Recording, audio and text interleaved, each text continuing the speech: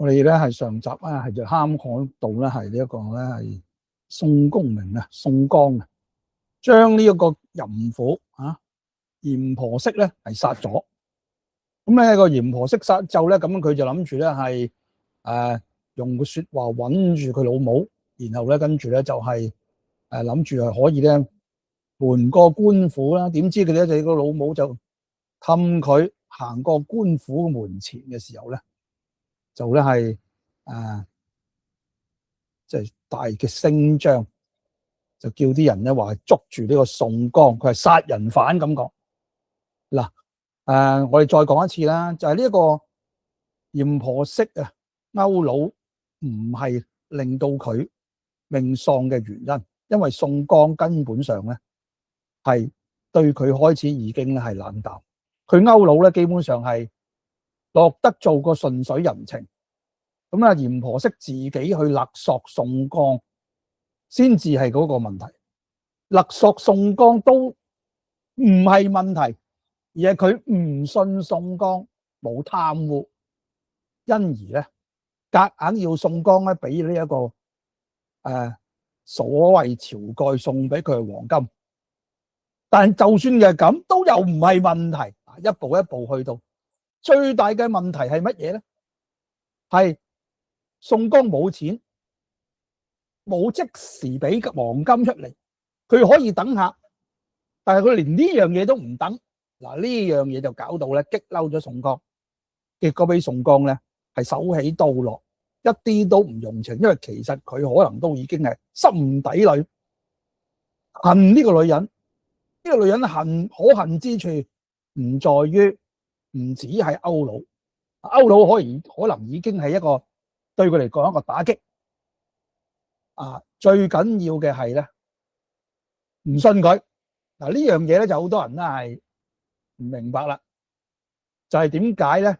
係咪話宋江係厭女咧？佢容或係厭女，但係明顯呢度係想將咧《水滸傳》咧嘅作者咧係想將呢個婦人嘅做事方式同佢宋江中意結交嗰啲朋友嘅做事方式恰好造成一個對立，一個對照。嗱，呢度有冇性別嘅聯繫？會唔會話係女人就係唔信人嘅，男人咧先講信義咧？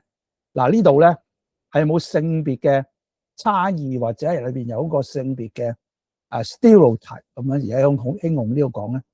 嗱，呢個可以咧係討論，其實係可能真係有嘅，但係喺北宋嘅年代，或者甚至係元明成書嘅年代，佢哋說書人或者係寫作嘅人，佢哋係就住佢嘅生活觀察去塑造呢個角色。而呢個《水滸傳》嘅故事之所以受歡迎，亦都可能係因為佢哋嘅角色係得到咧廣大聽眾嘅共鳴。因為廣大聽眾共鳴就係咩咧？婦人，當時嘅婦人啊，古代嘅中國嘅婦人係長舌嘅，係咧 lustful 嘅，即係話咧係好如講咧係根據慾望行事嘅，係勢利嘅，係現實嘅同埋咩咧？呢度講啦，就唔信得過嗰啲男人嘅。嗱，唔信得過啲男人咧，亦都有好多原因。固然可能啲男人本身大部分都唔可信，都係諗住貪圖美色呃 Q 佢哋嘅。第二個原因可能就係結構性嘅原因，就係話喺呢一個父權嘅社會裏邊，嗰啲婦女通常咧係被視為財物咁樣交換嘅。其實由呢個原始社會一路發展到封建社會，婦人都係作為一個財物或者交換嘅工具咧，係喺呢個社會度流通。真係用流通呢個字，陰公。咁樣嘅情況之下咧，由於係咁嘅原因，佢哋被不被當係一個人，所以咧佢係唔會信咧去當佢哋為貨物嗰啲男人嘅。嗱，所以呢個咧好難怪得晒宋江，亦都好難怪得晒閻婆惜。咁講到底又係結構性嘅問題，就係社會當時嘅社會，當時嘅文化脈絡係冇辦法令到閻婆惜相信嘅宋江。係冇辦法令到閻婆惜唔信啊呢一個應該話唔信宋江咧係冇攞到嗰啲黃金嚇，冇辦法令到佢相信宋江退還啲黃金，所以呢個情況之下咧就導致成呢個悲劇啦。咁我哋講翻啲故事，今日呢個就係到22回，其實咪講呢一回咧係上一集嗰啲情況，宋公明可唔可以走甩身咧？閻婆大鬧鄆城縣，諸童異色宋公明。嗱，講到呢個時候咧就係講翻文本，咁就係呢一個咧有一個唐牛兒就做咗宋江嘅替身，宋江就走咗啦。咁呢一個咧係啲人就捉咗唐牛兒。咁就亦都係呢度講咧，就係傳聞點解唐牛兒咧係會俾做咗宋江嘅替身咧？咁可能裏邊就有奸情，即係佢哋兩個自己咧係有同志之情，係有啲人係咁分析嘅。但係其實你細睇下文本咧，文本係冇，我哋要添加嘅解釋，要添加性詮釋。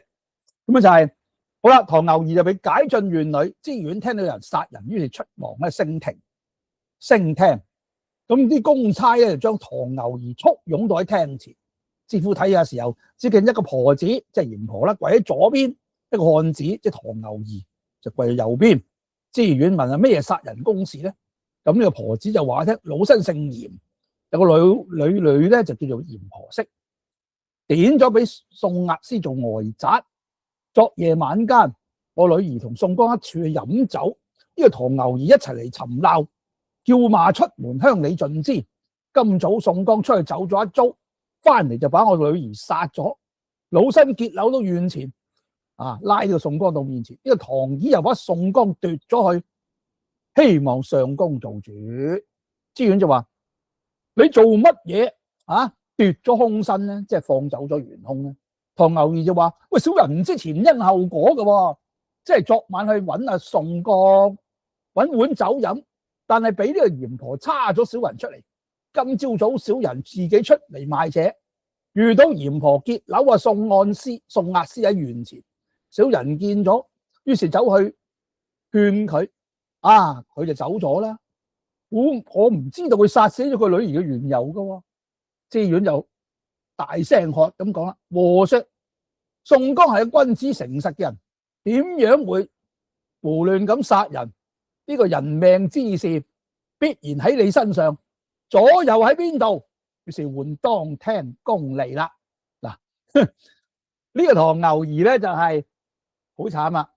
咁就因為咧就係其實呢一個知縣啊，已經係諗住咧係揾個唐牛兒替宋江，因為佢唔相信宋江係殺人，相信又好，唔相信又好，係嘛？宋江係一個做官嘅官嚟。唐牛兒係一個平民百姓，喺呢啲時候咧，呢個平民百姓咧就好蝕底啦，係嘛？好多時候咧就由佢去，係嘛？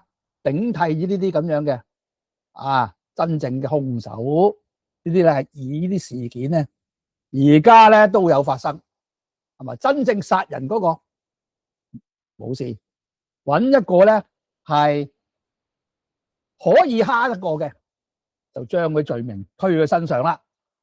咁於是咧，呢個時候咧，張文遠出咗嚟啦。咁咧就見到話咧，閻婆話宋江殺咗佢女，係嘛？正係我表子。隨即取人各人口詞，就替閻婆寫咗狀，答咗中案，又喚當地嘅五作行人，並方商李正倫又一工人等嚟到閻婆家，開咗門，取屍首登場檢驗。驗咗屍之後咧，身邊放咗行兇嘅刀子一把。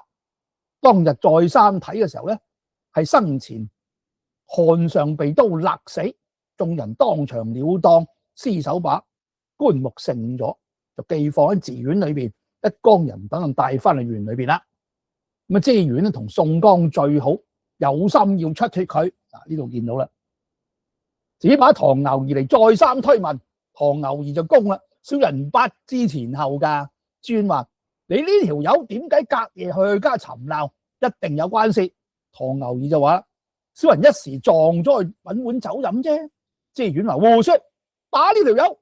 左右兩邊狼虎一般嘅工人就將唐牛爺一個捆綁，然後推翻，打到30-50合，30-50仗，前後語言一般，仍然係唔知道。知遠明知佢唔知情，一心咧係要救宋江，只將佢嚟拷問，於是一邊加嚟釘咗，撳喺牢裏邊啦。咁咧個張文遠又上廳嚟品啦。嗱，雖然係咁。而家刀咧係宋江嘅押衣刀，必須去捉阿宋江出嚟對問先有下落嘅。知遠俾佢3-5次嚟品咧，遮掩不住，於是咧之後差人去宋江下處捉拿，但係宋江已經走咗佬啦。自己捉得幾個羌鄰人嚟回話，空身宋江在逃，不知去向。張文遠又品啦，犯人宋江逃去，佢父親宋太公同兄弟宋清而家喺宋家村居住，可以勾追到官，擇限比捕，等到尋到宋江到官裏邊問啦。咁咧就知遠本來咧就唔想做咁樣嘅，係想朦朧咁樣就屈咗喺唐牛而做，日後再慢慢處理。咁但係而家呢個張文遠咧就立主文案，唆使嚴婆上庭，只管嚟告。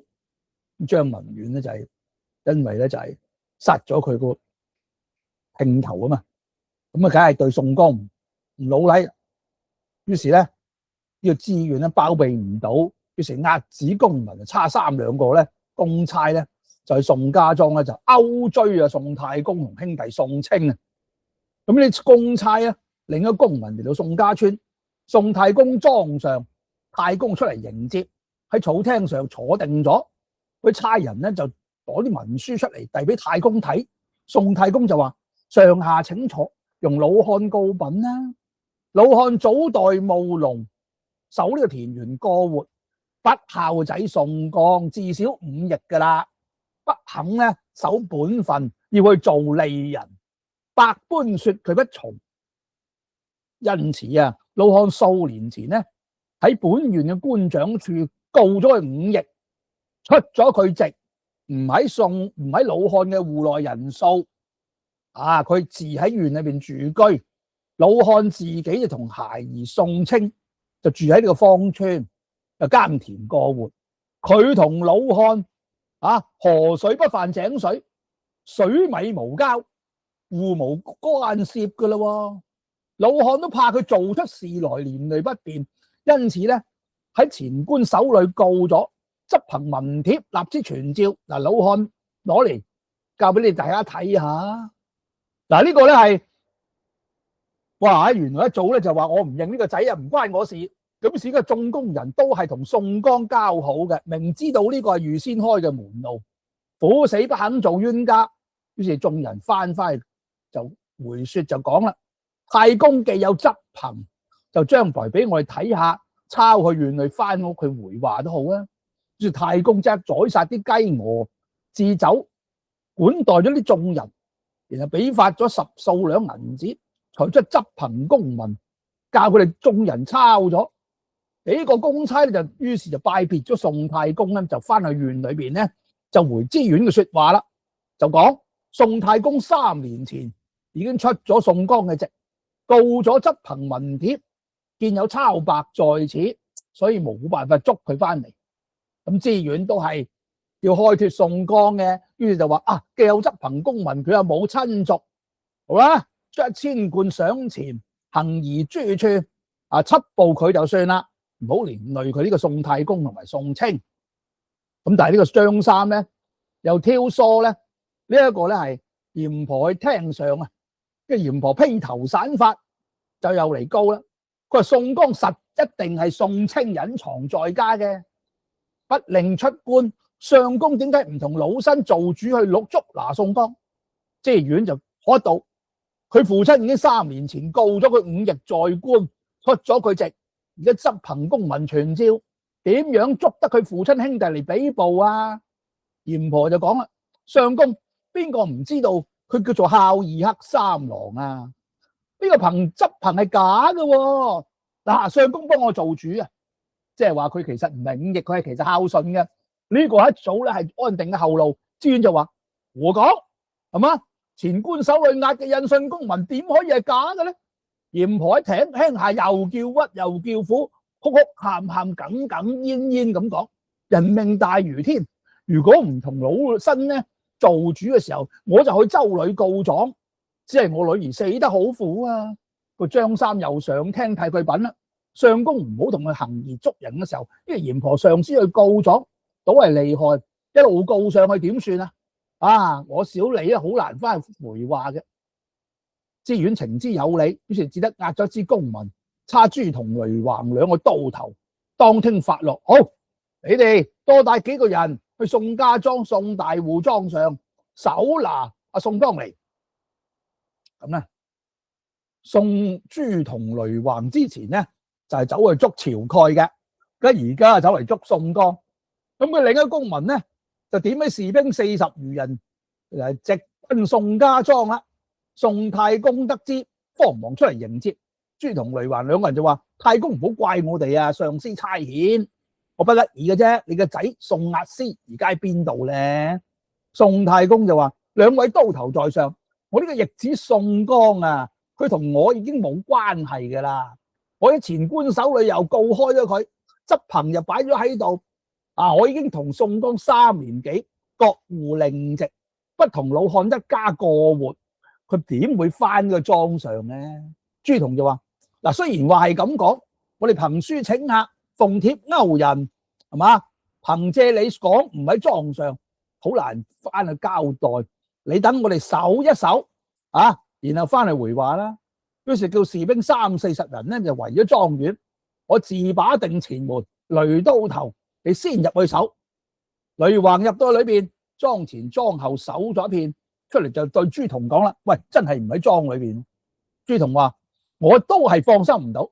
雷刀頭，你同眾兄弟把咗門，我親自細細咁守一片。宋太公就話啦：老漢係識法度嘅人，點會將咁樣藏喺莊裏邊啊？朱同話：呢個係人命嘅公事，你唔好怪我哋。太公話：啊，正隨尊便，你慢慢守啦。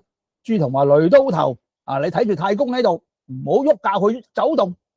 於是朱同咧自入到去莊裏邊，把朴刀倚在壁邊，將門閂咗，走入佛堂裏邊，把公床拖在一邊，揭起嗰邊地板，哈，板底下有條索頭，將索之頭指一曳，銅鈴一聲響，宋江就喺地牢轉將出來啊！見咗朱同，吃咗一驚。咁令到朱同一早咧就知道啊呢個機關嘅。朱同就話：公明哥哥，唔好怪小弟嚟捉你，閒常時同你最好，有事都唔相瞞。一日酒中，兄長陳同我講，我喺我家佛堂底下有個地牢，上邊放住3世佛，佛堂外有片地板蓋，上邊咧做設住公床。你有啲緊急嘅事咧，就可能嚟呢度躲避。小弟嗰陣時聽講，記喺心裏邊。今日本縣知縣差我同雷橫兩個嚟嘅時候，冇奈何要瞞生人耳目。相公其實咧都有想包庇兄長嘅，但係俾個張三同個嚴婆喺廳上發言發語，話本縣唔做主就去州裏告狀，因此係差我兩個嚟守你莊。我只怕雷橫執着唔會周全人，倘若見咗兄長就冇做完活處，因此咧小弟就叫佢喺莊前一徑自來和兄長講說話。此地雖好，都唔係安身之處。倘若有人知得嚟呢度守到，咁點算啊？宋江話：我都知道喺度係咁樣，我正在喺度諗緊。如果唔係賢兄咁周全，宋江一定咧係俾人捉咗啦。朱同就話：又唔好咁樣講，兄長你究竟係諗住去匿去邊度咧？走去邊度咧？宋江話：嗱，蕭可尋師有3個安身之處。一個係滄州環海郡小旋風柴進莊上，第二個係青州清風寨小李廣花榮，第三個係白虎山孔太公莊上。佢有2個孩兒，長男就叫做無頭星孔明，第二個仔就叫獨火星孔亮，都咧曾經嚟到縣裏同我見過面。呢3處都喺度躊躇不定，唔知去邊度先好。朱仝話：兄長可以作急尋思，當行即行，今晚就要喐身，唔好再延遲至午啦。宋江話：上下官司嘅事咧，全望兄長維持，金帛使用只顧嚟攞就得噶啦。朱仝話：呢個事放心，都喺我身上，兄長只顧安排出路。宋江就謝咗朱仝，就再捐咗個地牢啦。朱仝咧依舊將地板蓋上，仲將公堂壓咗，開門就攞朴刀出嚟話啦，真係冇喺莊上邊，就講啦，雷都頭，我哋只捉咗宋太公去點呢？雷橫話要見拿宋太公，尋思朱仝呢個人同宋江最好，點解要顛倒要捉宋太公呢？呢個話一定係反話，佢若再提起，我落得做個人情。朱仝雷橫就叫攏士兵，都入草堂上來。宋太公慌忙咧置酒管待眾人。朱仝就話唔好安排酒食啦，且請太公同四郎同到本院走一趟。雷橫話：四郎點解唔見呢？宋太公話：老漢已經使去近村打些龍戲，唔喺莊裏。宋江嗰條友自3年以前係嘛，已經將個逆子告出咗湖，而家只憑借公民喺度立此傳召。朱仝話：咁點講得過啊？我兩個奉住知縣台接，要拿你父子2人翻去縣裏邊回話。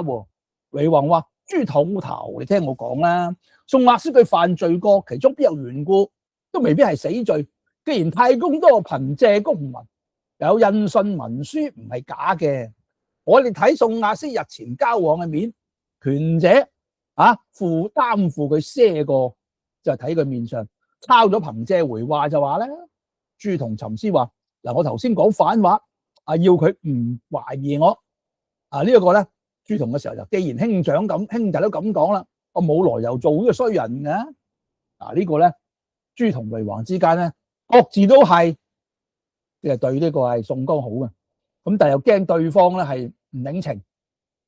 之前其實類似嘅說話咧，類似嘅情節咧，喺晁蓋嗰度咧都出現過啦。所以咧，宋江咧係踏上咗晁蓋條老路啊。咁咧就所以你慢慢知道咧，宋江去踏咗晁蓋老路啫喎，佢冇諗去投奔晁蓋，因為晁蓋本身又係做賊啦嘛，已經。頭先3個地方咧都係咧正人君子嘅地方，嗰3個都係後來都在梁山做咗賊啦。不過喺呢個宋江出事嘅時候，仲係咧身家清白。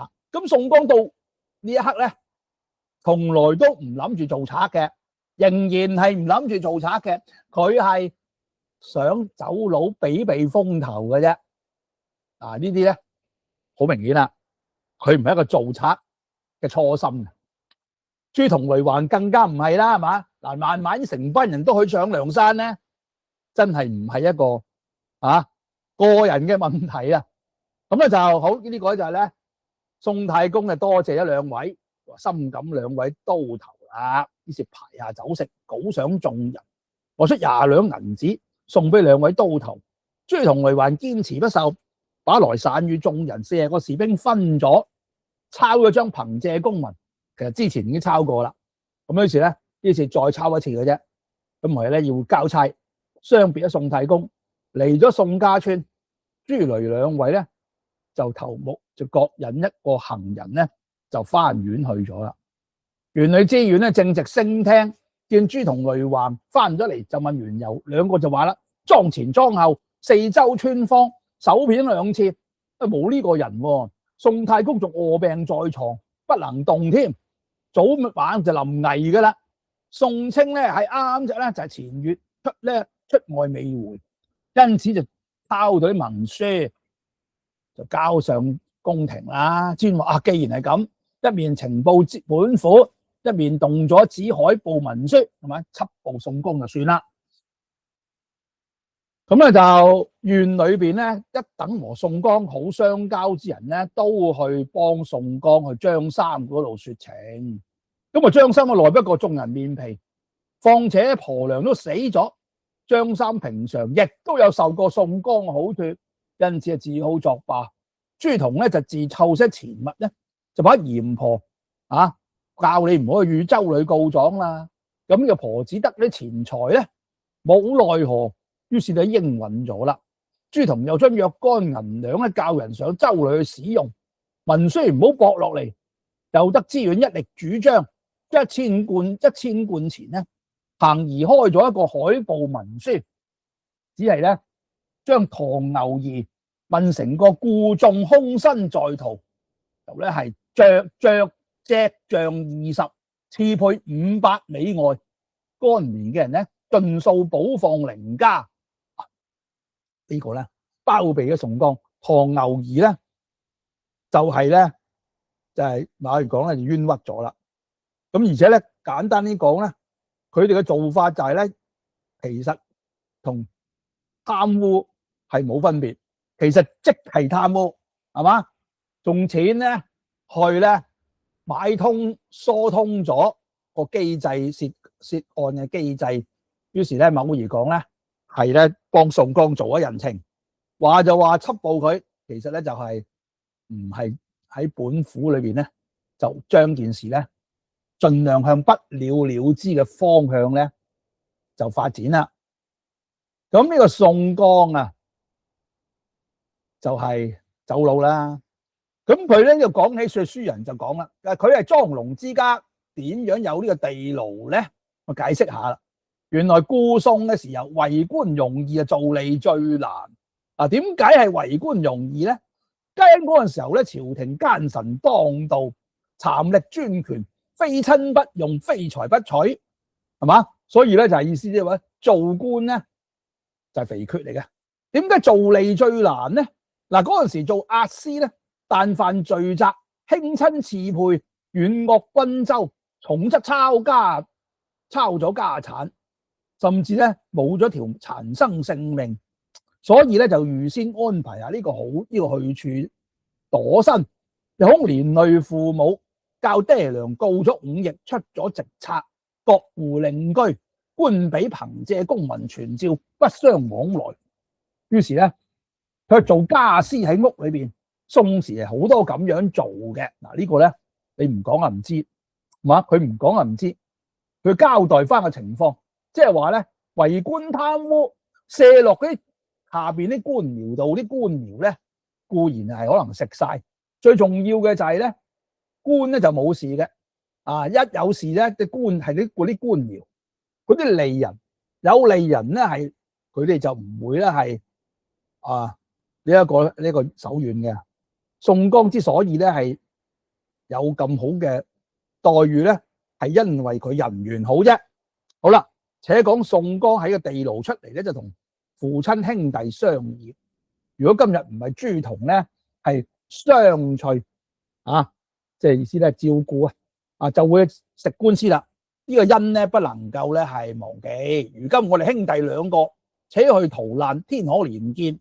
1月寬恩大赦嗰陣時就翻嚟啦，父子相見嗱。基本上咧，楊志嗰陣時都係咁諗，楊志真係赦咗罪，所以咧佢就有第二春咧。但第二春咧再瀨嘢，於是到時咧就唯有再去做賊。所以林沖咧先有官司嘅時候咧，亦都唔諗住咧係反抗嘅，諗住咧都係希望咧皇恩大赦咧，翻嚟就冇事啦。嗱，父親可使人暗暗送啲金銀去俾朱仝，讓佢上下使用。簡單講就係咧疏通下、貪污下，咁樣就資助嚴婆些少，免得佢上司去告擾。太公話呢個事唔使你擔心噶啦，我咧即做。你同宋清在路小心，如果到咗俾第二度咧，咁就託個人寄封信嚟啦。於是咧兄弟兩人咧，宋江同宋清咧就打好咗行李包裹，4更時分起身。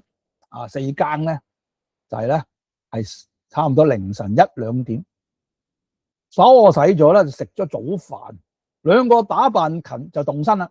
宋江就帶住咧呢個白飯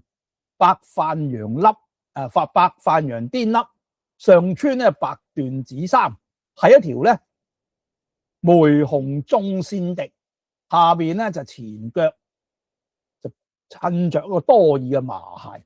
宋清就做伴當打扮，背咗包裹，到出草廳前拜辭咗父親宋太公，三人就灑淚不住。大公吩咐就話：你兩個前程萬里，休得煩惱咁講。宋江、宋清就吩咐大小莊客小心睇住屋企，早晚殷勤服侍太公。休教飲食有缺。兄弟兩個咧就各挎咗個腰刀，就拿咗一條朴刀，一齊咧出嚟咗宋家村。兩個取路登程咧，正遇着秋末冬初天氣。咁於是咧就係咧，說書人咧就俾咗一個咧係咧五言律詩咧去講嘅天氣，叫霜重寒天氣啊，細風濕風流。好啦，宋江弟兄兩個行咗數程，喺路上咧就諗啦，咁究竟我哋應該投奔去邊度咧？宋清就話：我只聞到江湖上傳說呢一個柴大官人嘅名字，話佢係大周皇帝的派子孫，未曾拜識，點解唔去投奔佢咧？呢個人話仗義疏財，專一結識天下好漢嘅，救助賜配充軍嘅人，係現世嘅孟嘗君，不如我哋兩個投奔佢啊！宋江就話：我心裏都係咁諗，佢雖然同我成日書信來往，但係咧緣分咧無緣咧真係真實拜會。於是兩個商量咗，就一直咧向滄州路上。途中免不得登山涉水，過府沖州。但凡官商在路，早晚安歇，有兩件事咧就免不得嘅，係嘛？就係講緊咧兩件事咧就係瞓覺食飯啦，鬼唔知咩？咁呢啲就係一個講說書人嘅一個唔知係咪幽默。好啦，咁啊就柴進咧招呼咗林沖，柴進咧又招呼咗咧係好多其他嘅人。咁而家呢次咧，宋江都嚟諗住去投奔佢。咁好啦，閒話休講，兄長宋江兄弟兩個不多已經滄州嘅界份，就問人柴大官人嘅莊喺邊度，問咗地名，一齊嚟到莊前就問莊客：咦，柴大官人喺邊度莊上？個莊客話：大官人喺東莊收租啊，未喺莊上。宋江就問啦：呢度離東莊有幾多路咧？莊客就話有40餘里。宋江話：從何處落路去啊？唔敢問，即係呢個莊客就唔敢動問兩位官人高姓。宋江話：我係鄆城縣宋江。個莊客認得，莫不是及時雨宋押司啊？宋江話：係啊。莊客就話：大官人時常提起大名，只係咧惆悵不能相會。既然係宋押司嘅時候咧，不如由小人帶路引你哋去啦。於是咧，莊客就慌忙領咗宋江、宋清徑投東莊。冇3個時辰咧，已經嚟到東莊啦。宋江睇嘅時候咧，真係好咗莊園，好齊整嘅。咁於是咧解釋咗，我跳過咗嗰啲詩詞之後咧，當下莊客就話啦：二位官人喺庭上坐一陣，等小人去報大官人出嚟相接。宋江話好，於是自己同宋清咧喺山亭上倚咗朴刀，解下腰刀，揭咗包裹，坐喺亭子上。個莊客去咗唔係好耐，見座中間莊門大開，柴大官人引咗3、5個隨從，慌忙跑將出來，庭上同宋江相見。柴大官人見到宋江，拜在地下，哇！斷得想殺柴進，天下今日咧有咩風吹你嚟到啊？大為平身喝養之念，多幸多幸。宋江亦都自己拜喺地下講啦：宋江話疏還小利，今日突嚟相投。柴進扶起宋江，口裏講：昨夜登花步，今早起隻醋。犀利！不想竟然係貴兄嚟啊！於是滿面一堆下笑。咁咧，宋江見柴進呢接得意重，心裏甚喜，就喚兄弟宋清都嚟相見。柴進於是就叫咧嗰啲隨從咧收拾咗啲行李，喺後堂西軒嗰度咧就擺低。柴進攜住宋江嘅手入到對面正廳，吩賓主坐定。柴進就話：不敢動問，聞知兄長鄆城縣咧就做官嘅，做吏人嘅。點解會得閒嚟到芳村避處咧？宋江話：久聞大官人大名如雷貫耳，雖然節次修得華漢，只恨戰役無閒，不能夠相會。今日宋江不才，做出一件冇出息嘅事，弟兄兩人沉思，無處安身，就諗起大官人仗義疏財，特嚟投奔。柴將聽完呢就笑啦，兄長放心，遮目做下十惡大事，嚟到弊莊都唔使憂心。唔係柴進誇口啊，任佢報道官軍都唔敢正眼咁望下呢個小莊。於是宋江就將殺咗嚴婆惜嘅事話咗一聲，柴進就笑啦，兄長放心啦，就算殺咗朝廷嘅命官劫咗夫婦嘅財物，柴進都敢藏喺我呢度。講完呢，就請宋江弟兄兩個洗浴，隨即咧將出兩套衣服、巾織、絲鞋、淨物，教宋江弟兄兩個換咗出浴嘅舊衣裳。兩個洗咗浴咧，都穿咗新衣服咧，莊客就將宋江弟兄舊衣裳送到歇宿地方。柴進就邀宋江去後堂深處安排下酒食，就請宋江正面坐地，柴進就對直，宋清有宋江在上，就好似係側手就坐咗啦。三個人坐定咗咧，有10個近上嘅莊客咧，同啲主管咧輪流嘅就上嚟把酒服侍勸飲。柴進再三勸宋江兄弟寬懷飲幾杯，宋江稱謝不已。酒至半酣，三人各訴胸中朝夕相愛之念。呢度咧基情咧就滿滿啦。咁但係呢個相愛咧都係指咧係我哋嗰時咧講朋友信義啊。呢度咧係講緊呢個咧男子之間嘅一啲咧好特殊嘅情感，就又係似梁山好漢之間嘅一個信，另外一個就係義。咁我哋咧一路咧係會咧通過故事慢慢咧去了解嘅，適當嘅時候咧就會咧係加以咧係詳細說明。好啦，故事講到呢度，天色晚咗，點起燈燭，宋江就話：唔好飲啦。咁咧就柴進邊度肯放啊？一路飲到初間左側，宋江就起身去淨手去屙尿。柴進就喚咗個莊客提碗燈籠，引領宋江東廊盡頭處去解手。就話我且倒杯酒。於是咧就大歡轉穿去前邊廊下，何言走住，卻轉到東廊前邊。宋江咧已經有8分酒意，腳步有啲歪斜，只顧踏去。廊下有一個大漢，因為何瘧疾，當不住寒冷，正在喺度咧係向火。宋江仰着面，只顧踏將去，正踩在呢一個咧火鉗嘅柄上。嗰個火鉗將炭火都，於是一彈就彈到去個漢子嘅面上。嗰個漢吃咗一驚咧，就驚出一身汗嚟啦。嗰個漢咧氣張起來，將宋江劈空就捉住，大喝道：你係咩鳥人，敢嚟消遣我？宋江亦都吃一驚，正分說不得，嗱個提燈籠嘅莊客就話：不得無禮，呢個係大官人最相待嘅客官。嗰個漢子就話：客官，我初嚟嘅時候都係客官，有曾相待好厚喎。